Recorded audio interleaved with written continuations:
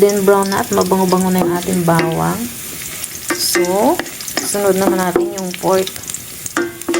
Diba? So, ayan, hulog na natin yung pork dahil brown na po talaga ang ating bawang. Ayan, hulog natin yung pork. Ito po ay mabilisang luto dahil alas 12 na po pala talaga. Ayan. Hello everyone. Habang ginigisa natin yung baboy, maglagay na tayo ng salt. Ayan, konti lang. And then, isunod natin yung ating carrot. Ayan, isunod natin yung ating carrot. Dahil po ang carrot ay medyo matigas.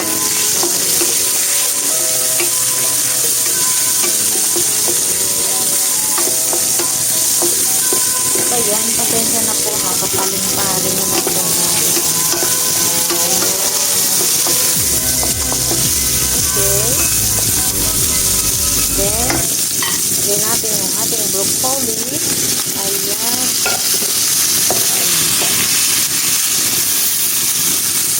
Ganyan lang ang pagluluto. Mabilisan lang po ito kasi niya. Ito lang naman po ang aking niluluto.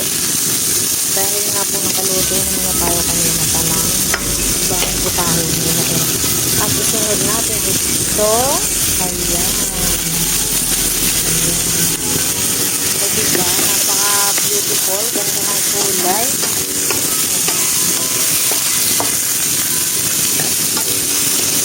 Isa lang po natin. Ayan. And then, dahil nagisa na natin siya, takpan natin ng mga 5 minutes para maluto. Bago dyan, maglagay tayo ng konting tubig. Okay, konti lang. Ayan, takpan na nga po natin. 5 minutes lang. Okay. Ayan. 5 minutes na. Open na natin. Oh my God, napakasarap. Ayan, sarap na guys. Ayan. So, mag-add na tayo ng oyster sauce. O, diba? At tayo ng oyster sauce. Para mas masarap. Tagal naman itong oyster sauce tumulo. Sticky kasi, ayan, ang ating oyster sauce. Ayan. Okay. Ayan na. Ayan lang po.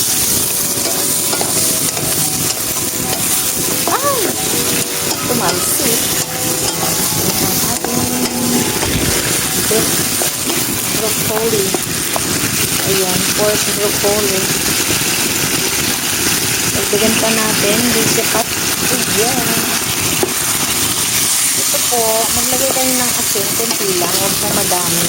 Kasi nga po, yung pong ating oyster sauce, may alat at panis po yan.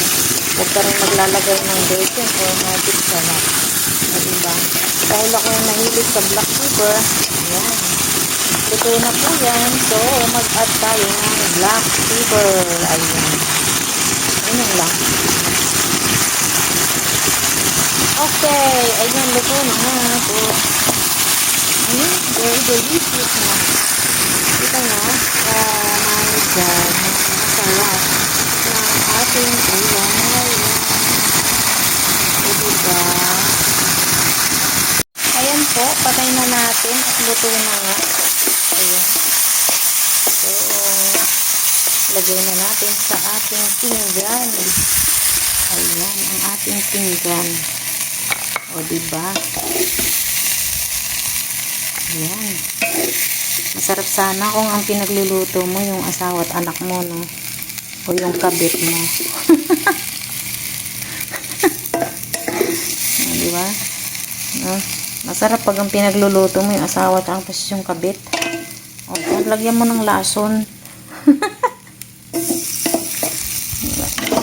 Okay. O, diba? Sarap ng ulam ko today. Ayan. Pork broccoli. Very delicious, guys. Napakasarap ng ating ulam. Ayan na. Napakasarap.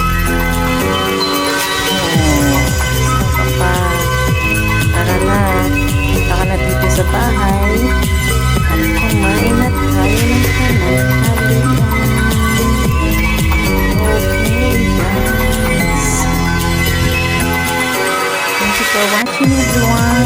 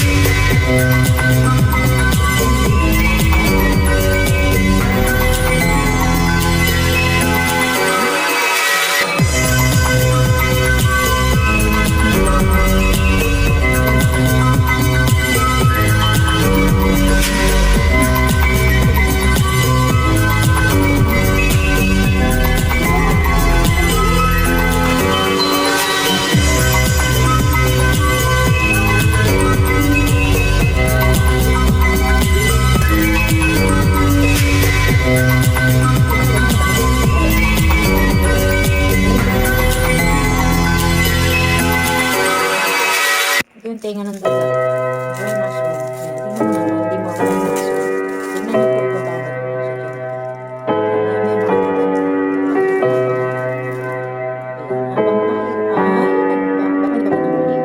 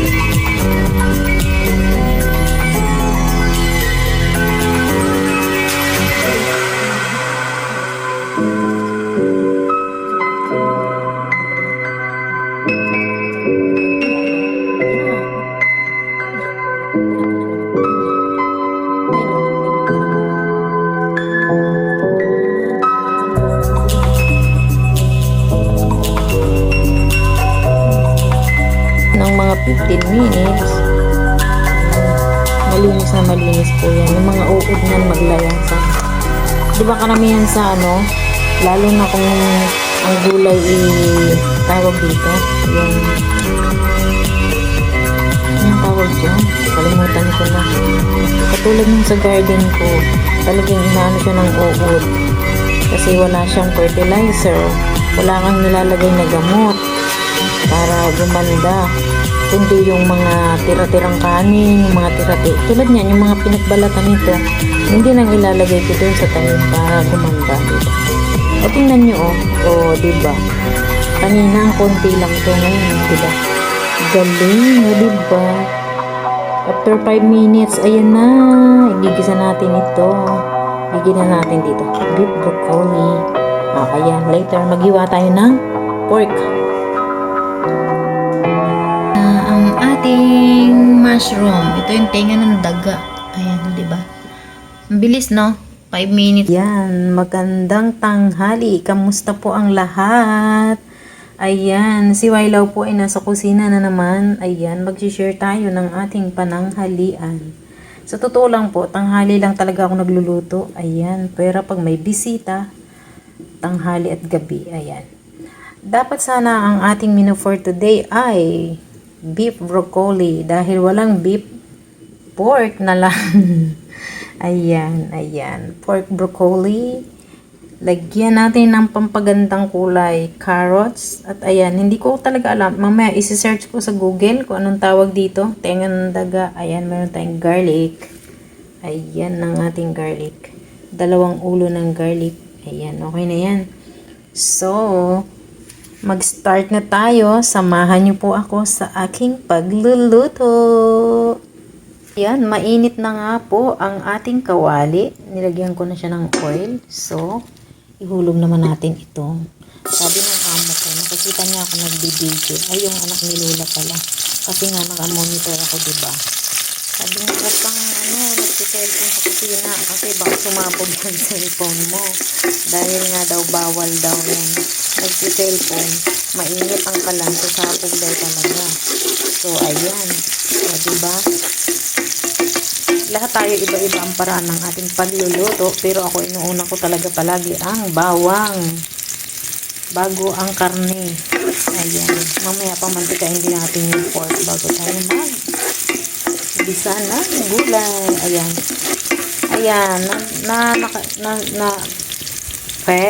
sorry naman. Yan, napapansin nyo po, every time na magluluto ako, talagang garlic lang. Kasi talaga, dito sa Taiwan, di sila gumagamit na onion. Ang onion po dito, dry, niluto na nila. Niluto na sa taba ng, ng baboy. Ayan. So, kaya ito ang ating, ayan, o, diba? Ano ba yan?